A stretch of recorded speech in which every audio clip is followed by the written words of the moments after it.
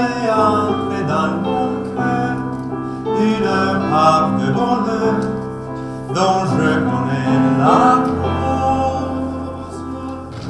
C'est lui pour moi pour lui dans la vie. Dragii mei, dacă ați avut curiozitatea să studiați oralul, sper că ați putut observa că distinsul nostru director a binecuvântat aceste cursuri cu titlul eufemistic de cultură generală. Domn profesor, ar trebui să ne tratați cu mai mult respect. Suntem candidați la burse de prestigiu. Ne-am înscris toți la Oxford și... Cambridge! Oh! Oh! Ardeți-mă în flăcări de cucioasă! Scăldați-mă în râu de foc atât! Avem o gașcă sprințată de băieți. Toți unul și unul.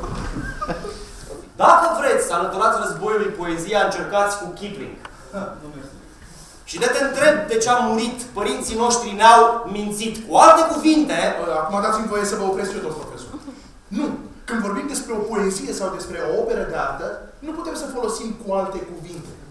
Dacă într-adevăr e o operă de artă, nu există altă cuvinte. Asta este o operă de artă, domn profesor. Nu poți să te uiți la un Rembrandt și să zici cu alte cuvinte. Ferice de acei ce până a fi uciși își seacă vinele, de acei pe care compasiunea nu-i batjocorește, nici nu-i silește să-și rănească tălpile pe aleile pavate de atâția frați. Când nu mai face față linia întâi, ei sunt ostașii ce mor, nu flori jelite de poeți hilari. Spărturi ce ar mai fi trebuit umplute. Și pierderi ce ar mai fi putut lupta. Dar nimănui nu-i pasă. Nimănui nu-i pasă. Poezia este ca un trailer de film, în curând pe ecrane. Haideți să ne luptăm pentru ce ne-a mai rămas. Putem să vorbim despre copilul meu. Nostru. Mulțumesc! Literatura este medicament. Este pansament. E înțelepciune. Totuși, cu cât citești mai mult, cu atât îți dai seama că literatura e numai despre luzeri. Nu e adevărat? Ba da. E consolare. Literatura e doar consolare. Deci nu e adevărat. Literatura poate să fie și bucurie, celebrare. Da, dar e scris atunci când bucuria a trecut, când s-a consumat. Vezi tu, Posner, cele mai frumoase lucruri ți se întâmplă în momentul când citești, când dai peste, cum să spună, uite, un gând, un lucru care ai senzația că e al tău, că ți aparține ție.